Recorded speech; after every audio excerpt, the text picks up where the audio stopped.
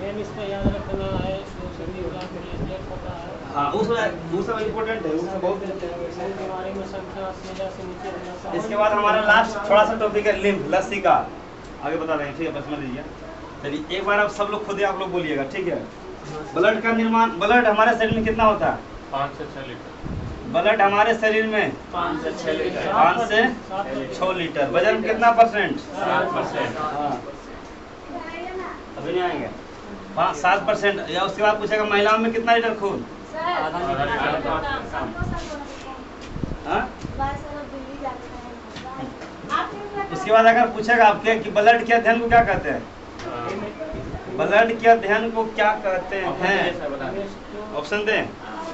हेमेट्रोलॉजी, seismology, एनिमोलॉजी, हेमेट्रोलॉजी, हेमेट्रोलॉजी।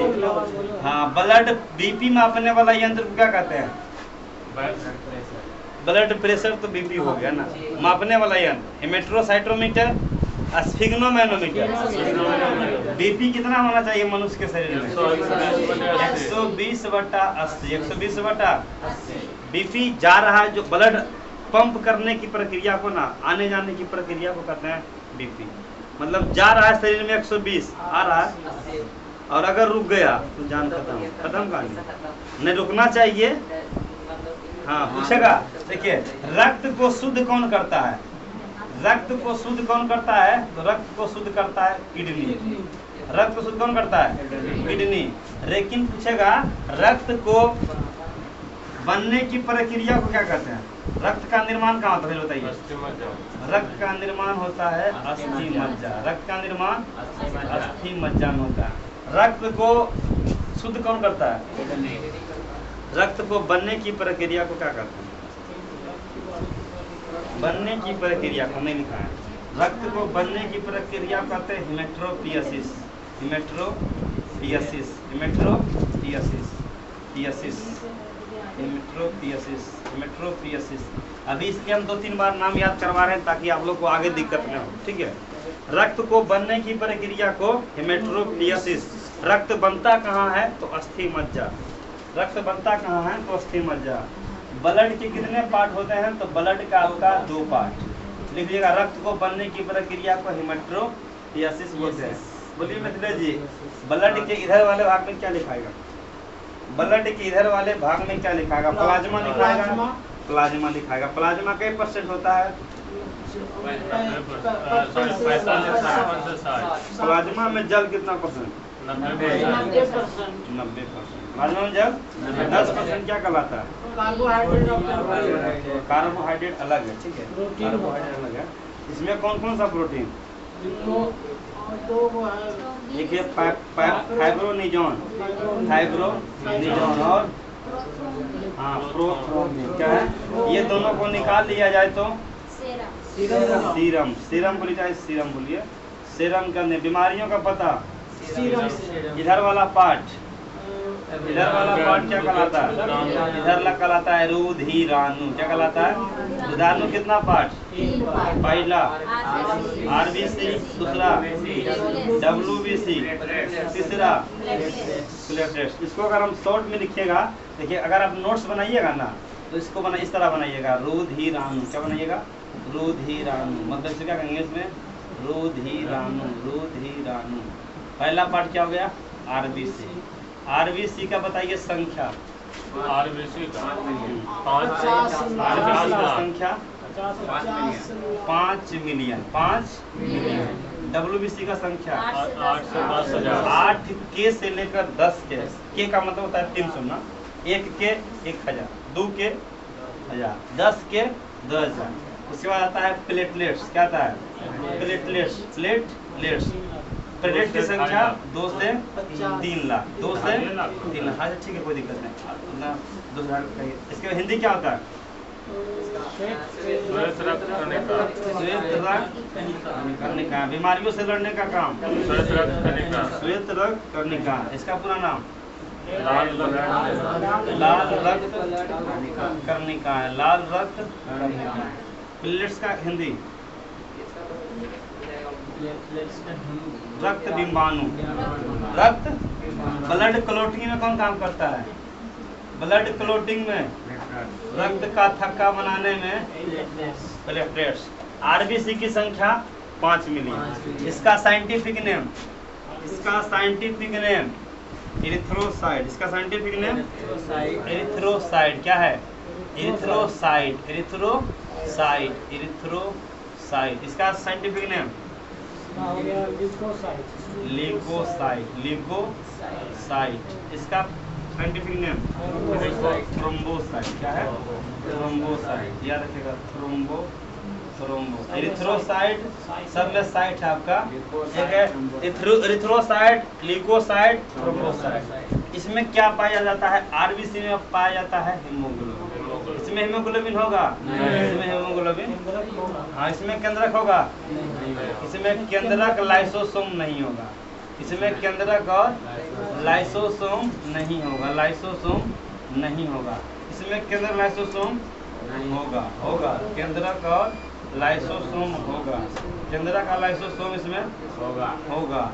इसमें आपका ये कौन बीमारी प्रभावित होता है? ये डेंगू बीमारी में, डेंगू में। और आपका आरबीसी में क्या पाया जाता है? हीमोग्लोबिन। हीमोग्लोबिन मापने वाला यंत्र को क्या कहते हैं? हिमेट्रोसाइटोमीटर। इसका पूछेगा जीवन काल कितना दिन का होता है? 120 दिन। इसका जीवन काल होता है 120 दिन। 120 दिन। इसका जीवन काल होता है 4 दिन। इसका जीवन काल 4 से 5 दिन। इसका किसी का जीवन काल याद रहे न, इसका जीवन काल याद रखे। इसका जीवन काल, इसका निर्माण अस्थि मज्जा, इसका मृत्यु ग्रेवयार्ड, कब्रगाह या स्प्लीन या पिलिया को। ये आपका याद रखिएगा, क्योंकि ये आपका पूरा आपका क्या है? नोट्स हो गया। इसके बाद आपका आरबीसी का पूरा नाम रेड ब्लड कॉर्पोसेल्स, डब्ल्यूबीसी का पूरा नाम व्हाइट ब्लड कॉर्पोसेल्स। इसकी संख्या 8K से लेकर 10,000। चलिए यहाँ तक हो गया आपका। अब इसके बाद हम आगे पार्ट बढ़ते हैं। ब्लड में आपका ब्लड का अध्ययन क्या कहलाता है? ब्लड का अध्ययन हिमेट्रोलॉजी। हाँ, ब्लड में मनुष्य के शरीर में कितना ब्लड? 5 से 6 लीटर। महिलाओं में आधा लीटर का। रक्त को शुद्ध कौन करता है? रक्त को शुद्ध कौन करता है? किडनी। रक्त को बनने की प्रक्रिया को हिमेट्रोपियसिस। रक्त को शुद्ध करने की प्रक्रिया, नहीं समझे? एगो रक्त बन रहा है, तो रक्त बनने की प्रक्रिया को और रक्त को शुद्ध करने की प्रक्रिया को, दोनों दो क्वेश्चन है। देखिए क्वेश्चन क्या पूछेगा? रक्त को शुद्ध कौन करता है? रक्त को शुद्ध करता है कौन करता है? रक्त को शुद्ध करता है किडनी। किडनी पढ़ना आपको आगे मिलेगा। क्या करता है? किडनी को ही कहते हैं हिंदी में क्या बोलते हैं? ब्रिक। क्या बोलते हैं? इसी को कहते हैं आपका गुर्दा। क्या बोलते हैं? गुर्दा बोलिए, किडनी बोलिए, ब्रिक बोलिए। रक्त को शुद्ध कौन करता है? किडनी। अब यही जब शुद्ध हो रहा है तो रक्त को शुद्ध करने की प्रक्रिया को क्या कहेंगे? डायलिसिस। नहीं, वो तो बनने की प्रक्रिया। हाँ, ये है डायलिसिस। क्या होता है? डायलिसिस हिंदी शब्द है कि इंग्लिश शब्द है? इंग्लिश शब्द है। इसका हिंदी होता है अपोहन। याद रखिएगा। एक बार पूछ दिया, रक्त का अपोहन किसके माध्यम से होता है? हाँ, नहीं प्रोसेस है, मतलब प्रक्रिया है ना, समझे? जैसे आप मान लीजिए दूध से दही बना रहे हैं, तो उस प्रक्रिया अलग हो गया। अब दूध से बना रहे हैं आप क्या? मक्खन, वो अलग प्रक्रिया ना। तो दूध से दही, रक्त को शुद्ध करने की प्रक्रिया को, अब रक्त को बनने की प्रक्रिया को, इसका आंसर क्या होगा? रक्त को बनने की प्रक्रिया को, इसका होगा हिमेट्रोपियसिस।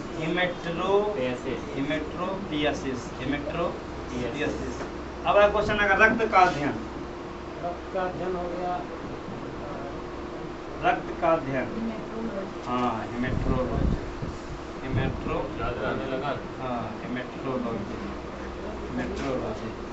हो गया। देख रहे हैं ये सब चीज एकदम बायोलॉजी का एक का क्वेश्चन क्या है? बायोलॉजी का एक का क्वेश्चन कभी डायलिसिस डाल देगा, कभी हिमेट्रोपियसिस डाल देगा, कभी हिमेट्रोलॉजी डाल देगा, कभी हिमेट्रोसाइटोमीटर, हीमोग्लोबिन मापने वाला यंत्र। मतलब पता है तो भी हम बार बार इसलिए लिख रहे हैं ताकि आप लोग को क्या रहे। चलिए अब आगे बढ़ते हैं। यहाँ तक कोई दिक्कत? हिमेट्रोसाइटोमीटर। आज ब्लड सर्कुलेशन खत्म कर दीजिए क्योंकि लंबा पार्ट सबसे हाँ सबसे ये वाला है वो पाचन तंत्र, ये दोनों लंबा पार्ट है, ठीक है। बाकी श्वसन तंत्र एक दिन में खत्म हो जाएगा। तो आपका जो कंकाल तंत्र तो निपटाइए दिए हैं, स्केलेटल सिस्टम 7 गो तंत्र है, 7 गो तंत्र को 3 दिन में खत्म करने का। 7 गो तंत्र निकल जाएगा ना आपका, तंत्र हो गया, स्त्री हो गया, ह्यूमन रोग हो गया, एक बजाएगा आपका लास्ट मेन आपका जो है ना पोषक पदार्थ, जिसमें कार्बोहाइड्रेट, विटामिन, वसा, फैट्स। हाँ पढ़ ले तो आज का बात सुना जाने में बढ़िया होगा आपको, ठीक है। प्रोटीन कौन सी बात जाने जानो जानू सब और सब पढ़ने में मजा आई तो आ जाओ ग्लूकोज एसटीएच सेमियोट्रोपिक हार्मोन, सब हार्मोन। देखिए ग्रंथि टॉपिक बहुत इंपॉर्टेंट है बायोलॉजी की दृष्टि से। जिस तरह आप सुनते होंगे पिट्यूटरी ग्रंथि, सुनते हैं ना, आपका हाइपोथैलेमस ग्रंथि सुनते हैं ना, प्रोस्टेट ग्लैंड, लेक्रेमल ग्रंथि। तो क्वेश्चन डायरेक्ट आएगा बाह्यस्रावी ग्रंथि, अंतःस्रावी। कोशिका नाम सुने ना, कोशिका का गुच्छा को क्या कहता है? ग्लैंड। और ये देखिए 2 चीज निकालता है, एक तो निकालता है एंजाइम, क्या निकालेगा? और एक निकालता है हार्मोन। 2 चीज़ देखिएगा, एक क्या निकालता है? एंजाइम को निकालेगा बाह्यस्रावी ग्रंथि। बाह्यस्रावी ग्रंथि क्या निकालता है? और अंतःस्रावी ग्रंथि बताइए, एंजाइम ब्लड से संपर्क में रहेगा कि हार्मोन ब्लड संपर्क में रहेगा? ये ब्लड से संपर्क में रहता है, ये ब्लड से संपर्क में, और ये ब्लड के संपर्क में नहीं रहता। जैसे एंजाइम का मतलब होगा, इसे हमारा लार क्या है? एंजाइम में लार का क्या है? तो लार किस में आएगा? और जो दोनों निकाले hormone plus enzyme, hormone plus दोनों निकाले, उससे क्या कहते हैं? मिश्रित ग्रंथि। एक को मिश्रित ग्रंथि का नाम है आता है अग्नाशय। पूछेगा अग्नाशय है बाह्यस्रावी ग्रंथि, अंतःस्रावी ग्रंथि की मिश्रित ग्रंथि? तो हाँ, शरीर का सबसे बड़ा ग्रंथि यकृत, यकृत लीवर ग्रंथि है, जबकि सबसे दूसरी बड़ी ग्रंथि हाँ लीवर आएगा इसमें। हाँ लीवर ये आता है ना, जैसे बलरूबिन का नाम सुने हैं ना, इसी में आता है बाह्यस्रावी। देखिए बताते हैं, जिसमें सिर्फ एंजाइम छोड़े लार बड़ा हाँ नहीं छोटा सा टॉपिक, हाँ नहीं टॉपिक अलग है, सबसे लास्ट में पाना है। जितना भी तंत्र है ना, जैसे पूछेगा पेशाब किस ग्रंथि से निकलती है? बाह्यस्रावी। जिसमें ब्लड संपर्क में नहीं रहेगा। महिला में जो 3 हार्मोन होता है, एस्ट्रोजन, रिलैक्सिन, प्रोजेस्टेरोन, हार्मोन मिले, आंख बंद करके मारिए। महिला में हार्मोन, हाँ महिला में 3 हार्मोन होता है, एस्ट्रोजन, प्रोजेस्टेरोन, रिलैक्सोन। हाँ कल क्वेश्चन क्या था सेट में, क्या निकालना है? हार्मोन निकालने वाला था कि एंजाइम वाला? सेट में था ना, इसको कहते हैं एक्सोक्राइन ग्लैंड, इंग्लिश में एक्सोक्राइन। बाहर निकल रहा है तो एक्सो, और अंदर है तो इंडो, इंडोक्राइन। क्वेश्चन नंबर आप लोग खोजिएगा, मिल जाएगा अगर होगा तो। क्वेश्चन था उसमें था कि एंजाइम निकालने वाला था कि आपका बाह्यस्रावी ग्रंथि था। ये क्वेश्चन नंबर आपका देखिए हिंदी में दिया होगा, इंडोक्राइन और एक्सोक्राइन। लास्ट में देखिएगा 90 के बाद देखिएगा, 90-80 के बाद, 90-80 के बाद आपको मिलेगा। नहीं कल सोल्यूशन हुआ था। 90-95 बाद देखिएगा मिलेगा आपको इंडोक्राइन और बाह्यस्रावी। नहीं मिला? लाइए हमसे मिला, लाइए आपसे पूछ देखिए आप उनका क्वेश्चन नंबर आपका देखिए, सबसे विषय लगा इस कार्बन मोनोऑक्साइड। कार्बन ऑस्ट्रेलिया का सबसे बड़ा शहर? हाँ सिडनी। राजधानी? बीसीजे का टीका? Green house? CO2 carbon dioxide. हल्की गैस? भारी गैस? हाँ देखिए जो क्वेश्चन नंबर 58, क्वेश्चन नंबर कुछ भी नहीं है, खोज भी नहीं है, क्वेश्चन ही कुछ नहीं है। देखिए पूछेगा हार्मोन निकालने वाले को क्या बोलते हैं? देखिए हार्मोन निकालने वाले को इंडोक्राइन। क्वेश्चन क्या पूछेगा? हार्मोन को स्रावित करती है, या हार्मोन सिक्रीट करती है, या हार्मोन को सुरक्षित रखती है, या हार्मोन को सेफ रखती है? हार्मोन को स्रावित करेगी तो भी आपको मानना है अंतःस्रावी। और अगर पूछेगा कि एंजाइम को स्रावित करती है तो आप क्या मानिएगा? इक्जोक्राइन। हाँ, ये है इक्जोक्राइन, ये है आपका इंडोक्राइन, और ये है मिक्स्ड ग्लैंड। क्या है? Mixed gland. पूछेगा आपका लार किसमें आएगा? देखिए, बाय है तो इक्जो और अंता है तो इंडो। शरीर की नहीं किसी जगह बाहर है तो बाहर, शरीर के बाहर पाया जाएगा। ये नहीं, हाँ बस ये पाया जाता है, एंजाइम छोड़ता है और ये आपका हार्मोन छोड़ता है, और ये दोनों छोड़ता है। ऐसा था, दोनों छोड़ता है। चलिए, तो आप हमारा देखिए मेन हमारा जो क्वेश्चन है, रक्त को शुद्ध करने की प्रक्रिया को, हाँ रक्त को बनने की प्रक्रिया को हेमेटोपियसिस, हेमेटोपियसिस, रक्त को अध्ययन हेमेट्रोलॉजी। लसिका किससे प्रभावित होता है, किस बीमारी में? इसमें पोलियो में लसिका तंत्र प्रभावित होता है, या हल्के, यह हालांकि लसिका उतना इम्पोर्टेंट नहीं है, बस होता है लसिका किस बीमारी में प्रभावित होता है, तो पोलियो। पोलियो के टीका का खोज लुई पास्चर, रेबीज का हाँ रेबीज का लुई पास्चर। पोलियो का टीका खोज ऑप्शन देते हैं, Ronald Ross, Edward Jenner, Jonas Salk. अब अगला टॉपिक हमारा रक्त का थक्का। रक्त का ये क्वेश्चन बस समझिएगा, लिंक बस डाल दीजिएगा, कहीं आप पीडीएफ मिलेगा बस आप लिख लीजिएगा, ठीक है, क्योंकि उतना इम्पोर्टेंट नहीं है। ये बस किस बीमारी में लसिका तंत्र प्रभावित होता है, जीवाणु से कि विषाणु से? पोलियो, पोलियो मुक्त हो चुका है। हाँ, पोलियो दिवस कब मनाते हैं? 24 मार्च। और टीबी दिवस हाँ 24 अक्टूबर को मनाते हैं। पोलियो मुक्त हो चुका है, हाँ पोलियो मुक्त हो चुका है। पोलियो हाँ 24 अक्टूबर को पोलियो, उसी को दिन यूएनओ का। अब रिगार्डिंग रक्त का थक्का जमना, रक्त का थक्का जमना क्या कहलाता है? नहीं बस लसिका डाल दीजिए इसमें, या पोलियो में प्रभावित होता है, अगर जगह तो लिखिए, छोड़िए घर में आप लिख लीजिएगा, ठीक है, उतना इम्पोर्टेंट नहीं है। हमारा मेन टॉपिक हमारा हो जाता है रक्त क्लोटिंग, ब्लड क्लोटिंग, रक्त का थक्का जमना। रक्त का थक्का जमना, इससे था ना रक्त को बनने की प्रक्रिया को हेमेटोपियसिस था ना, उसी प्रकार शरीर में किसी स्थान पर अगर ब्लड कट गया तो रक्त को जमना जरूरी है कि नहीं है? तो जमना जरूर, उसी को कहते हैं रक्त क्लोटिंग। अब बताइए, शरीर का यहाँ पर मान लीजिए कट गया तो ब्लड यहाँ पर जमना है, और इसको जमने में कितना समय लगता है? कम से कम रक्त को थक्का जमने में 2 से 5 मिनट। और देखिए रक्त को अंदर, देखिए शरीर का अंदर में जमना नहीं चाहिए कि बाहर में जमना चाहिए? बाहर। अगर कहीं आपका ब्लड कट गया, हाथ कट गया, तो ब्लड यहाँ पर क्लोटिंग होना जरूरी है। लेकिन शरीर में अंदर में अगर ब्लड क्या हो गया, जम गया, तो अब खत्म हो जाएगा। ब्लड कैंसर कुछ भी हो सकता है। शरीर में अगर अंदर कुछ भी प्रभावित हो रहा है तो समझिए क्या, तो शरीर का किसी भी कटे स्थान पर रक्त का जम जाना क्या कहलाता है? क्लोटिंग। इस प्रक्रिया को क्या कहते हैं? जितना इसका प्रक्रिया 6-7 को प्रक्रिया है, उसको कहते हैं कैस्केडिंग प्रोसेस। ये प्रक्रिया सर, ठीक है। मान लीजिए आपका, इसको कहते हैं कैस्केडिंग प्रोसेस। क्या बोलते हैं? इसी को कहते हैं कैस्केस या कैस्केडिंग प्रोसेस। पूछेगा रक्त को जमने की प्रक्रिया को क्या कहते हैं? Cascading process. जिस तरह रक्त को बनने की प्रक्रिया को हेमेटोपियसिस। तो रक्त को थक्का जमने में कितना समय? आप रक्त को थक्का निम्नलिखित क्रिया विधि द्वारा बनाते हैं, ये इम्पोर्टेंट है। रक्त का विधि किस किस विधि से हम बनाते हैं? सबसे पहले जब हमारा शरीर कहीं कटा है, जब हमारा क्या रक्त का निम्नलिखित क्रिया द्वारा बनता है। जब कहीं हमारा शरीर कटा है तो रक्त के बाहर क्या आता है? रक्त के शरीर के बाहर आता है, तो किसके संपर्क में?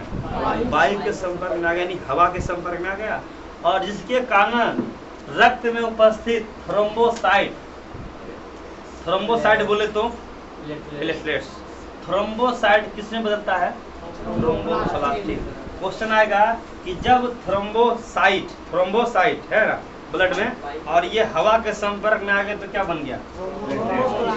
थ्रोम्बोप्लास्टिन। या थ्रोम्बोप्लास्टिन कैल्शियम से क्रिया करके रक्त में पहले से उपस्थित प्रोथ्रोम्बिन और थ्रोम्बिन में बदल लेता है, या थ्रोम्बिन रक्त को पहले उपस्थित फाइब्रोनिजोन से क्रिया करके इसे फाइब्रिन में बदल देता है।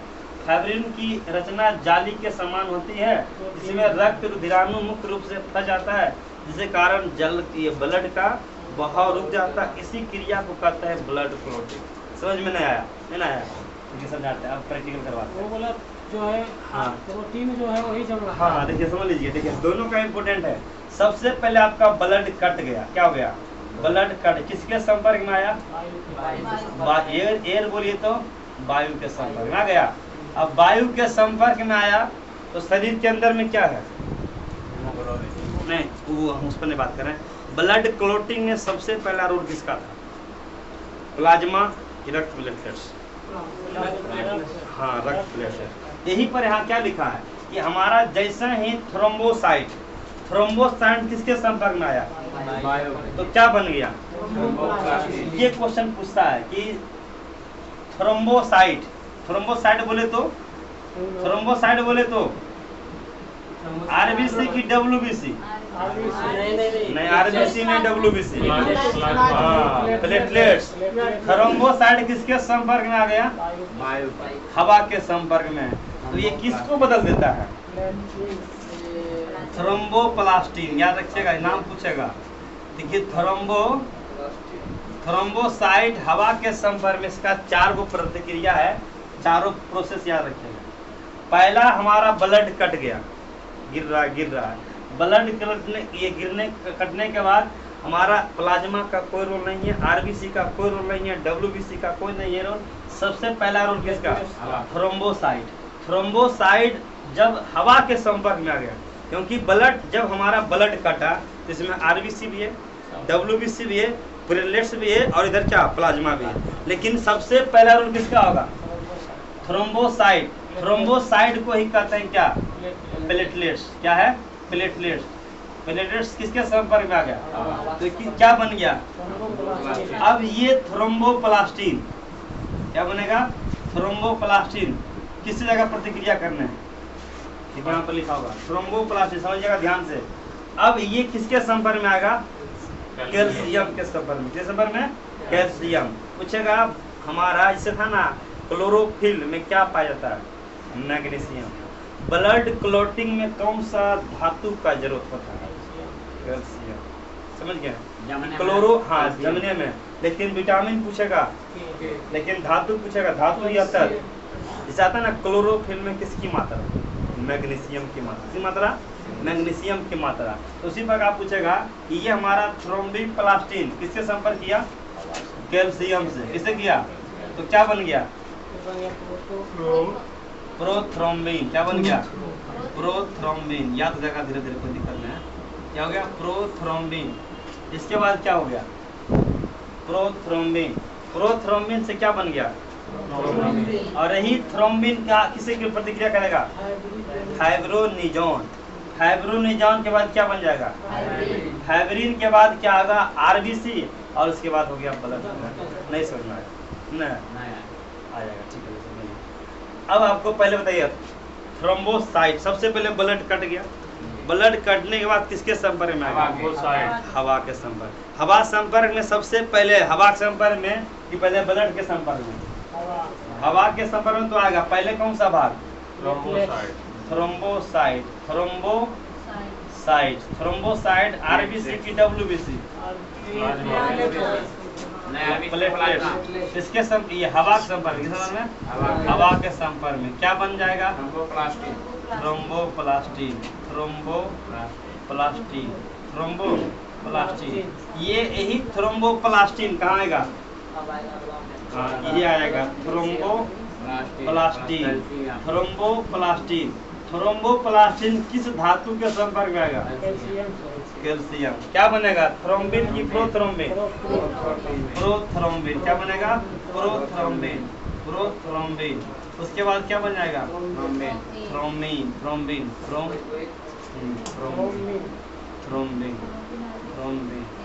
अब थ्रोम्बिन किसके संपर्क में आएगा? पहला जो है थ्रोम्बिन किसके संपर्क में आएगा? हाँ तो यहाँ पर लिखा हुआ, इस प्रोसेस को समझ जाएगा ना, सबसे आसान रहेगा। हाँ अब थ्रोम्बिन किसके संपर्क में आएगा? फाइब्रोनिजोन। किधर? इधर की उधर? इधर। फाइब्रोनिजोन और कौन? प्रोथ्रोम्बिन। और देखिए पहले प्रोथ्रोम्बिन की पहले थ्रोम्बोप्लास्टिन। अब देखिए ध्यान से समझिएगा, ठीक है। पहले किस संपर्क में आया? थ्रोम्बोसाइट। किस संपर्क में? क्या बन गया? अब यही थ्रोम्बोप्लास्टिन कहाँ जाएगा? यही थ्रोम्बोप्लास्टिन कहाँ जाएगा? थ्रोम्बोप्लास्टिन, थ्रोम्बोप्लास्टिन में क्या मिला? क्या किससे प्रतिक्रिया किया? प्रोथ्रोम्बिन। ये प्रोथ्रोम्बिन और फाइब्रिनोजन कहाँ पाया जाता है? हाँ, ये सबसे पहले किसका रोल? पहले थ्रोम्बोसाइट, थ्रोम्बोसाइट के बाद उसके बाद पूछेगा थ्रोम्बिन और फाइब्रिनोजन मिला तो क्या बना? फाइब्रिन में मिला रुधिराणु आरबीसी, तो आपका देखिए ठीक है। हाँ देखिए, पहले थ्रोम्बोसाइट समझ आया, उसके बाद क्या बन गया? थ्रोम्बोप्लास्टिन। थ्रोम्बोप्लास्टिन में क्या हो गया? कैल्शियम। कैल्शियम के बाद प्रोथ्रोम्बिन के बाद थ्रोम्बिन। उसके बाद क्या हो गया? थ्रोम्बिन के बाद फाइब्र। उसके बाद क्या बन गया? पहले फाइब्रोनिजॉन की पहले फाइब्रिन, पहले फाइब्रिन होगा फाइब्रोनिजॉन। उसके बाद ये क्या बन गया? फाइब्रिन। फाइब्रिन के बाद क्या बन गया? आरबीसी। आरबीसी के बाद क्या हो गया? आप बोलिएगा चाची।